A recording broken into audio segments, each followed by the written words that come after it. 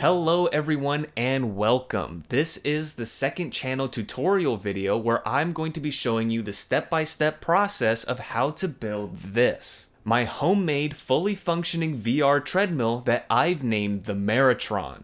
If you have not watched my main channel video about this treadmill, I really do recommend watching that first. I go over a lot of things like the overall logic of how this thing works and the experiences with gameplay. And just to make sure that this treadmill is something for you, give the main channel video a watch. The link will be down in the description. But if you're from the main channel video, welcome, thank you for watching and coming over to the second channel. And not to waste your time any further, let's get right into building our VR treadmill. So I'm going to break this tutorial down into two separate parts, the software side and then the hardware side. The software is getting the actual functionality of the treadmill working, the brains if you will, which of course is just how to get a mouse to be able to move our character in VR. And then the hardware, the body, which is just the physical build of the running contraption that you see behind me. The reason why that I'm doing it this way is because on the software side, this is pretty much where all the hardcore step-by-step requirements are going to lie. But in the hardware section, this is where things start to get a bit more lax and is actually technically all completely optional and fully customizable to your liking. So instead of clumping things like a wood saw or a drill as a full requirement such as a VR headset and a mouse, I thought it would be best to keep these things separate to not get confusing. And with all that said, now let's get started with the software side. So to start, we're going to have to go through some minimum requirements for this build. First off, of course, you're going to need a VR headset. Any VR headset or controllers will do. However, though, you will be needing to play your games through Steam VR as your game launcher. You'll have to play your games through Steam because we're going to be using Steam's controller configuration feature to make this all happen. And secondly, you're going to need a mouse. And just like the VR headset, any mouse will do. But if you're buying a mouse just for this build, I do recommend getting a relatively cheap wired gaming mouse with any type of DPI selector housed on the mouse. I know in my main channel video I rocked this wireless gaming mouse, which of course did make my VR treadmill wireless, but I did experience some disconnection issues when playing with this build, so to save yourself the burden, I really do recommend getting yourself a wired mouse. And then finally, as the last requirement, you're going to need to go online and buy and download a program called Rewast. This is a big requirement that you're going to need for this tutorial. I could not find a way around this. You can try this out for free though, for up to 3 days I believe. So if you wanted to set this up and see if it works before you make any big purchases, you can. I mean, $100 is a lot, but the site does see a lot of sales where they slash the cost heavily, especially if you're close to any holiday season. But if you're on the free trial, bought on sale, or at full price, you're going to need this program. So go ahead and set up your account and download it. And I'll actually talk more about this program later when we get there. And that's the minimum requirements done for the software side, and now we can get started to the steps. So first, you're going to want to open Steam, navigate to the top left corner, click Steam, Settings, and in this new window, navigate to Controller. And now in this page, ensure all of these little switches are exactly the way I left it, especially these Steam inputs. We don't want Steam to override anything that we're doing. And after you have all that, we can close this window and close or minimize Steam. The next thing to do is to now open Rewast. So now we can get started up with setting Rewast. And of course, this part of the tutorial may be a bit tricky for you guys because I already set mine up. So for me, I'm just working backwards here. And if I did make a mistake in this tutorial, feel free to look on the Rewast website for how to set things up. But here, we're gonna want to make our game profile. So up here in the left top, click Add Game Profile. Pick any name of a VR game that we want to start with. I'm going to do a game that I'm sure that we all have, which is Blade and Sorcery. Ugh. Jesus. And then right here, we're going to add an exe file. So find our exe file for Blade and Sorcery. Should be in Steam Library, Steam Tabs, Common, Blade and Sorcery. Click our exe application file and click Open. And don't worry, you will not be needing to do this for every game. This is just a one and done situation. Click Add.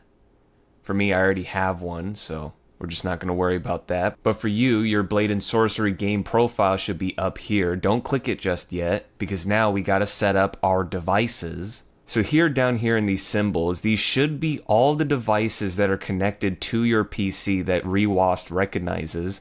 So here I have my Razer Chroma keyboard, got my Hero gaming mouse. If you don't see any of your devices here, click this little satellite icon. This will go into like a detection mode where you will just click a couple buttons on your keyboard or mouse that's not being recognized, and ReWASD will find it. But from here, click the keyboard that we're going to use. We're going to have to set up our keyboard as well, even though we're not going to map any buttons to it. It's just something we got to do for this to work. So grab our keyboard and let's click Group. And then here, we're going to add our mouse. So I want my G Hero mouse. And then also, I'm just going to also show you guys that you can also do multiple mice. So this is my wireless one. This is useful if you want your desktop mouse to also be able to move your character in VR. It's just good for testing for certain games so you don't have to strap into the VR treadmill every single time. Once you get your keyboard and your sets of mouse set up, click the little save button. Close this. So now we have our group right here, and our symbol down here should be a mouse and a keyboard. And now once we got that, we can now click our game profile that we've made and be brought to this page, and then let's click our mouse tabs up here so we can see this big diagram of a mouse. And then click this little Xbox logo icon called Output Device Settings. For you guys starting out on a fresh install, this may be a PlayStation logo, but that'll change after we're done with it. So after clicking that, we will be brought here to this page, and here on the side, just click Virtual Xbox One, activate it. And then here, just be sure what you guys see here on my page is the same as yours. Most of this stuff should be default anyways, and especially this output stick left and right. Just make sure both sides are the exact same. And after you got all this copied, click the Xbox logo again to be brought back to our home page. Now with this big diagram of our mouse here, click these sets of arrows here. That's the movement sensor of our mouse. We want the mouse to move to our left stick, and then click Advanced and be brought to this page. Now here in the advanced settings is where most of the magic will happen in terms of how you get your treadmill to behave to the game that you're playing, such as this ramp here, which is a speed ramp from 0 to 100%. Think of this as a hill that we're trying to get up. So if I have the hill like this, it would be easier to get up to speed but harder to reach max. This is good for long distance open world games. Or like this, where it's harder to get to speed but easier to max out. This is good for games that involve a lot of fine movements, like games with a lot of platforming or cliffs that you can fall off. But for the most part, a steady ramp like this is good for all games. It's just all personal preference. And this sensitivity bar. This is most likely the setting that you'll be touching the most when you play your games, because this is going to pretty much be your world scale slider, where if we have the slider really high, you will barely have to walk on the treadmill to go full speed in game. And on the flip side, if we have the slider really low, you will practically have to run full speed on the treadmill to barely move an inch in game. And of course, if you want the most realistic treadmill experience where the distance and speed that you travel on the treadmill to be exact to the distance that you travel in game, there's going to be a lot of trial and error here to find that sweet spot, and I'll show you how to do that later in game. But first, let's finish up setting up the joystick behaviors. And what this is when the program detects an action from our mouse here, we are just laying out what we want our program to do with it. And what we want is for our mouse to behave like we are moving around a joystick. As in, if I move my mouse up, I want the virtual joystick to go up, or if I move to the right, I want the joystick to also move right. And to do that, we will have to set it for each direction. So, over here in direction, in this little drop down, we want to click our each individual direction. So let's start with up. So now with up here, that's the direction that we're going to be affecting. And then now down here, click combo. Now this page may look a little intimidating, but for what we're going to be using it for, it's actually pretty simple. Because what we want our mouse to do is to move the left joystick, so that's these two joysticks with the L on it, and then we're going to be wanting it to move up. So this joystick with the vertical lines that we have here. Click on this symbol, and then we should have this little pop-up right here. And now all we have to do is tell it which way is up with these percentages here. And if we think of this as a standard X and Y graph, because we are affecting the vertical movement, so Y, and we want it to go up, we want to put the percentage to be in the positive. It's already at 100%, but of course if we're going to go down, we will push this down to the negative. But because we are affecting up, I'm going to do positive 100% to get the whole movement of the joystick. And then once you got that, click back to go back to our original page. And this goes the same for every other direction that we have in its respected correct direction. So now let's do down, combo, that same left vertical movement joystick symbol. But then, of course, now we're going to be going negative 100%. After we got that, we can go back. Then, for right, combo. Then we're going to be using the left joystick, but this horizontal arrow symbol. And then now, because we're on the x-axis of our graph, because the positive numbers go to the right, and we are affecting right, that is also going to be in the positive. And that's already laid there for me, so we're just going to go back.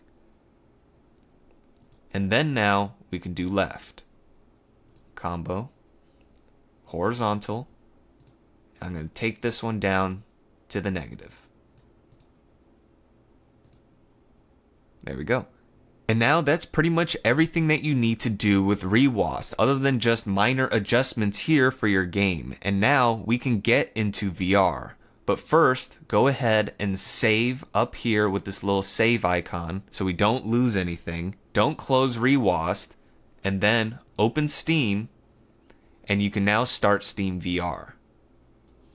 And then once Steam VR is all booted up and all of your VR devices are all set and ready to go back to ReWASD and then click Apply to Slot 1. This is pretty much your Save and Apply button. So click that. And if you did, we should hear the device plugged in Windows sound, and now we should see a controller icon in Steam VR. And if you see this little symbol, we can now put on the headset and then go into VR, because now we need to tell Steam VR what to do with this virtual controller. So now in the VR homepage, we're going to go to our game that we have chosen for our EXE. For me, that was Blade and Sorcery. And then now launch the game and then get to a spot where you can kind of move around with your left joystick. This home section will do, and also keep your affected mouse nearby.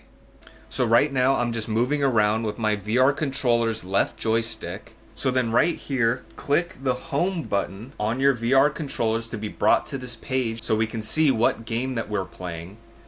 Click controller bindings. And then here we should see our VR controllers. We're going to click custom. And then choose another.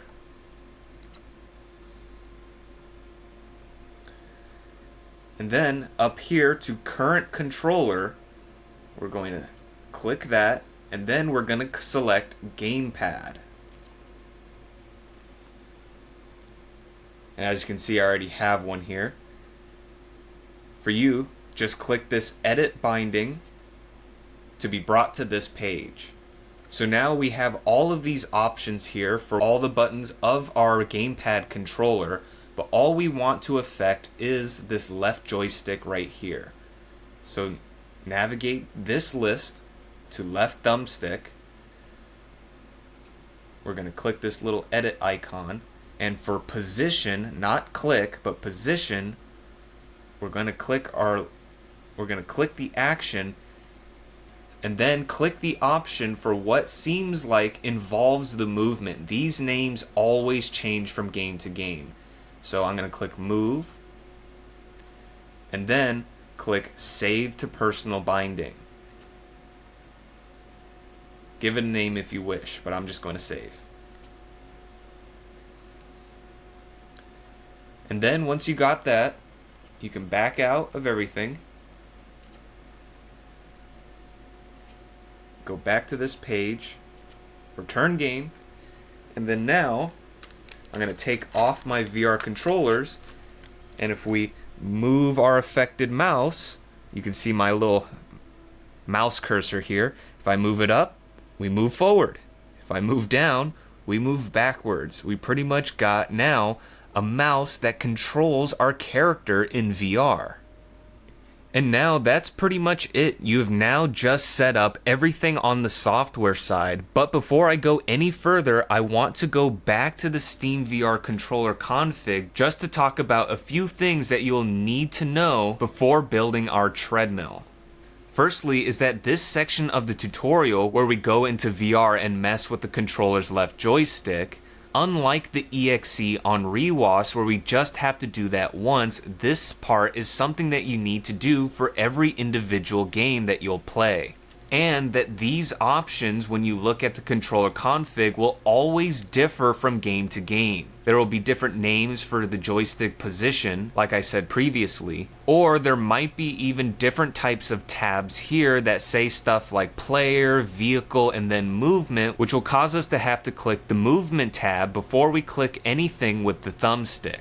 But luckily enough, this is something that you only need to do once per game. So if you get everything set up and you got your mouse moving to your character, you never have to touch the VR controller side of things again for that particular game.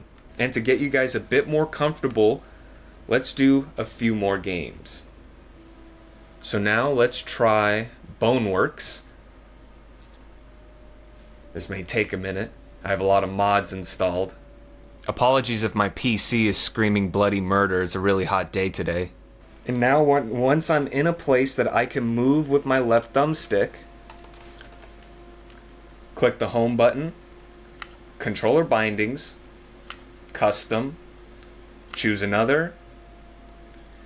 It's already doing gamepad for me, so I'm just going to click our current binding, edit, and then of course we will scroll down to where we see our left thumbstick, click on the little pencil to edit, and then of course position, we're going to pick a name like thumbstick position, not trackpad, thumbstick.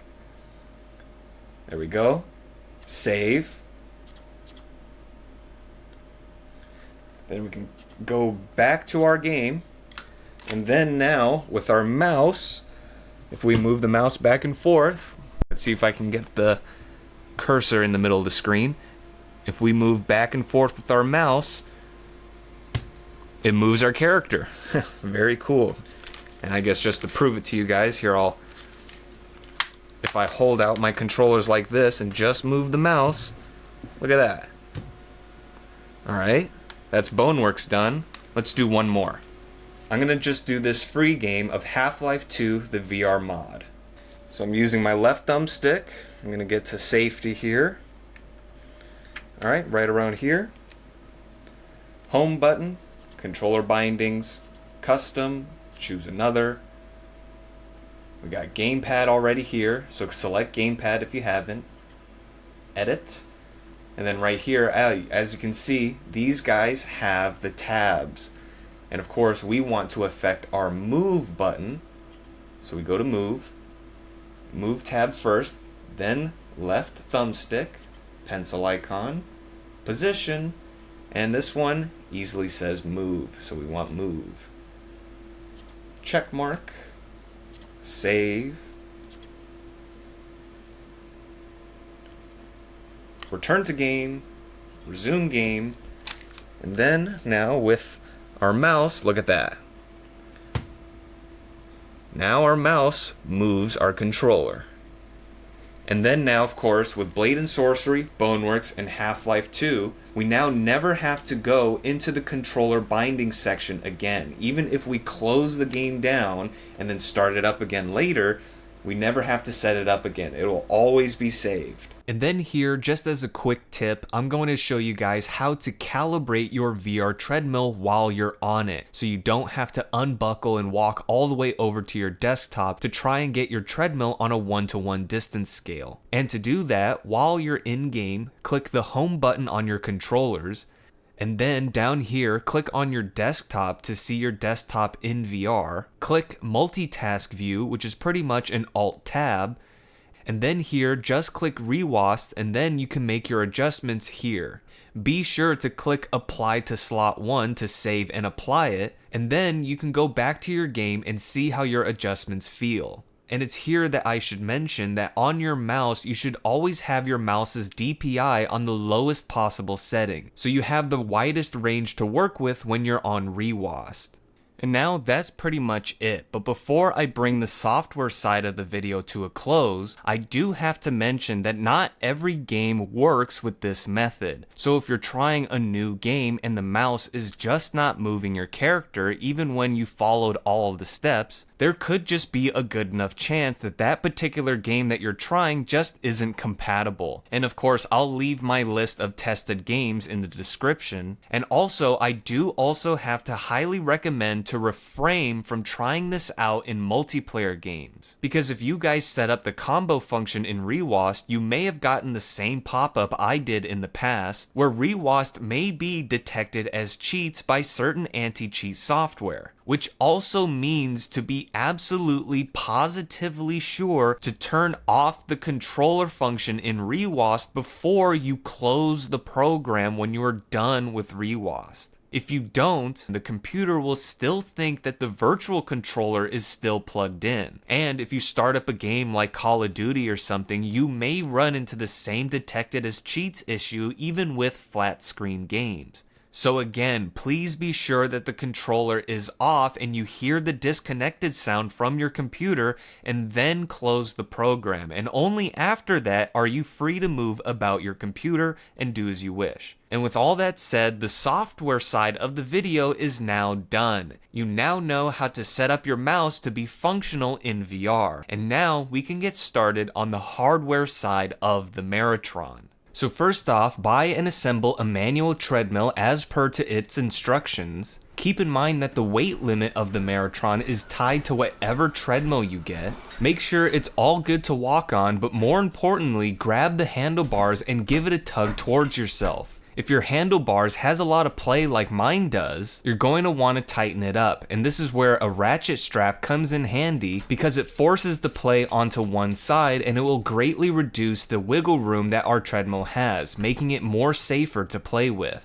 Then, with a strip of duct tape, bridge anywhere across the treadmill track, and be sure the strip of duct tape is as flat and taut as possible. Then just grab your affected mouse and stick the mouse to the duct tape as straightforward as possible. A good way to see if your mouse is on straight or not is just looking at your mouse cursor on your desktop while moving the treadmill track with your hand, and if your cursor is moving straight up and down, you are good to go. It does not need to be perfect. And once you got that, it is now game ready. But of course, we're now going to have to build the harness system that I have here because we don't want something like this happening to us when we're playing in game. So all that my harness pretty much is just these two sets of ropes that you would end up crossing over onto each other to make this makeshift 4-point harness, meaning that the whole purpose of this wooden piece that you see here is just to hold up these two ropes, meaning that also if you have a heavy piece of furniture at hand in your room like I do, you can just skip this whole wood building section and just hook up your ropes in the same manner as I did in this little concept clip I made. But if you don't have any place to anchor down your ropes, you of course will need to build your own, and I'll be showing you how to do that here. So for the wood that I used to build this, they are all standard 2x4s, and the measurements for the wood are as such. A single floater piece measuring at around 28 inches, 3 foot pieces measuring at 2 40.5-inch long pieces, and then one 22.25-inch short, 2 spine pieces measuring at 52 inches each, 2 angle support pieces at 37 inches cut at a 45-degree angle at both sides to make a trapezoid shape, a single rib piece measuring at 23 3/4 inches, and then 2 arm pieces that measure in at 16 inches each. And now my assortment of tools and materials that I use to put this all together. First, of course, I have an electric drill with 1.5-inch and 2.5-inch wood screws. And then, of course, a set of drill bits to pilot a hole into the wood before sending a screw in it. If you are new to woodworking, this is a big requirement. Do not just send your screws into a piece of wood without piloting a hole first. The reason why is that if you drill a screw without a pilot, you run the chance of the wood splitting from the displacement of the screw, so please do not skip this step. And if you got a variety pack like I have, an easy way to find out what size you're going to need for your screw, just grab a screw and see this center stem that runs down the screw. You want to try and match the thickness of your drill bit to that center stem by lining it up like this. And then I used the set of brackets to give the Maratron some extra support. I used 2 of these flat brackets, 2 of these smaller 90-degree brackets, 4 of these slightly bigger 90-degree brackets, and then 2 of these 90-degree flat brackets. I got these in a variety pack at my nearest Home Depot, and they did also come with screws, so if you found the same one, you probably don't need to buy the 1.5-inch screw sets. And aside from a pencil to mark where you're going to pilot and place your screws, that's pretty much all the tools and materials that you're going to need. So now we can start to put the whole thing together. So first, I started by grabbing my 3 foot pieces and laid them out in this C-shaped pattern. Then I grabbed those flat brackets and laid them down, bridging over where the pieces of the wood border, and then marked the holes with my pencil and then piloted holes to where I could drill in those brackets with my 1.5-inch screws. And then I grabbed those smaller 90-degree brackets and did the exact same on the inside joints of the C pattern, like so. And then I carefully flipped the whole thing over, grabbed my 2 spine pieces, and then aligning the center of the spine piece with the border of the foot pieces, I laid the spine piece down and then grabbed 2 of my bigger 90-degree brackets. Then I laid these brackets down, one on each side of the border of the foot pieces, grabbed my spine piece, lined it up with my brackets, to where then I would pilot the holes and then screw in the brackets, attaching the spine piece to the foot, like so. And then of course I did the exact same thing on the other side. So then I grabbed my rib piece and just using it as a chalk, I tipped over my structure onto its side and used that rib piece to chalk the top part of the spine. And then with 2.5-inch screws, I sink the screws into the side of the spine piece while also being careful that I wasn't going to hit any of the other screws that I've already previously screwed in. And after that, I flipped it over onto its other side and did the exact same thing.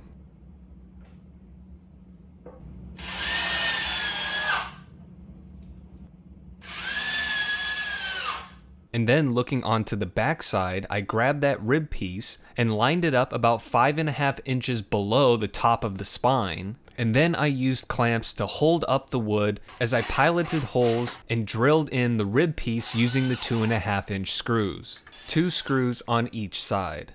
And then back onto the front, I grabbed an angle piece, and with lining up the angles of the board as perfectly as I can to the ground and the spine piece, I drilled in a single 2.5-inch screw at the top of the angle piece into the spine, and then after flipping it over onto its side once more, I drilled in 2 2.5-inch screws through the bottom of the angle piece into the foot. And then back at the top of the angle piece, I put that flat 90-degree bracket right where the angle piece borders to the spine and drilled the bracket in with 1.5-inch screws. And it goes the exact same for the other side.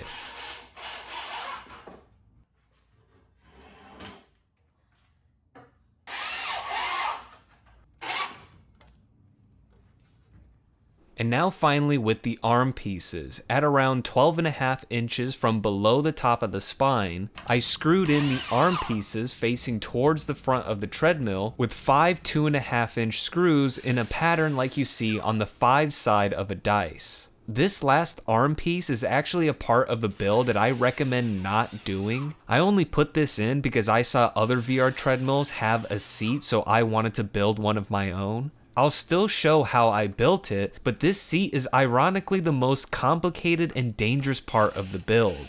And also after putting this addition in, the Maratron also started to become really difficult to fit through doorways. So if you feel like you won't need a seat for your VR treadmill, please skip this step.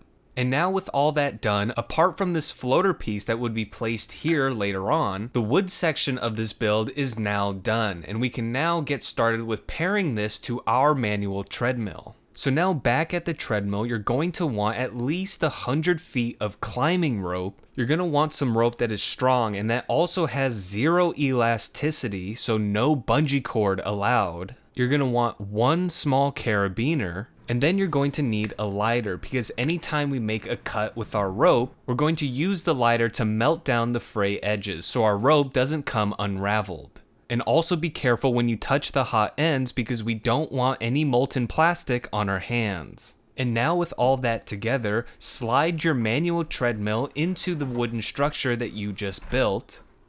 And lay that floater piece under the front legs of your manual treadmill. The reason why it's not screwed into the rest of the build will be explained later on. And then with your rope, hook around the spine piece of your wooden section on the right side, and then loosely tie the other end of that rope to the same side of the treadmill handlebars. And be sure to have a lot of slack in the rope. You want it to droop down like mine is right now. And then for the other side, make a small loop like this. This is around 15 inches of rope tied in a loop with a box knot, and then just attach it to the other side for now.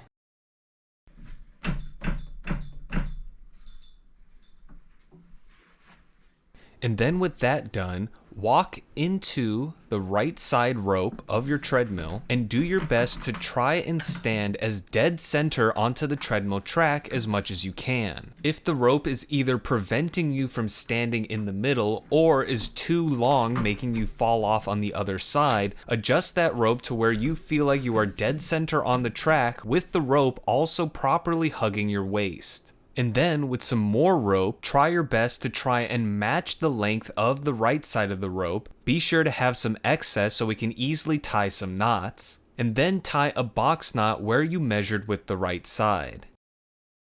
And then now grab your carabiner and partially push your big loop through the carabiner to make this smaller loop, and then feed the rest of your rope through that loop. So now our rope and our carabiner are now tightly attached, and then just click your carabiner on that little loop we've made and sling the rest over the spine of our left side of our wooden structure.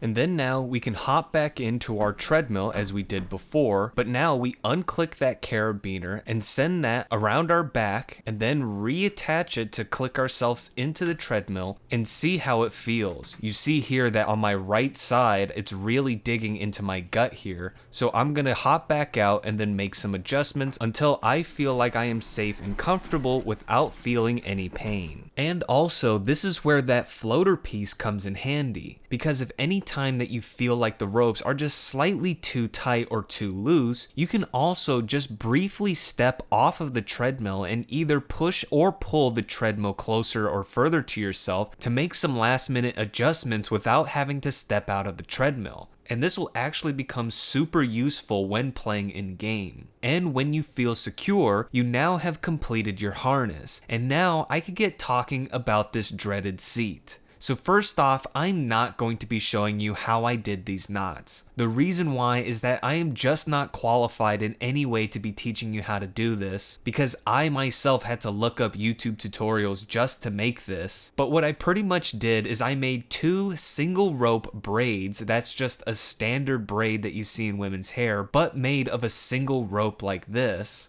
And then with another single piece of rope, I wove through the segments of the braid to where I kinda had something that resembled a little hammock. And then with all that, I tied the end of the braids to the arm pieces on the wooden structure in probably the most schizophrenic manner. I mean, on this one side, I have this double box knot where I made a loop and then cut it so I can sink the knot in tighter. I believe this is a bowline knot with another box knot on it for some reason. And then here, I just have a noose type knot where I just twisted it up to take the slack out of the rope. And actually, the only thing that's holding this whole thing into place is actually just the ball of the knots running into the arm itself. So, very stupid, very dangerous. This was all just a slap together thing, but that's just the SparkNotes version of how I put the seat together. And apologies if you really wanted to know how to make it. I just hope you understand where I'm coming from with keeping this part short, because I just do not feel comfortable in people copying this part. And I mean, I'm sure now you can see why.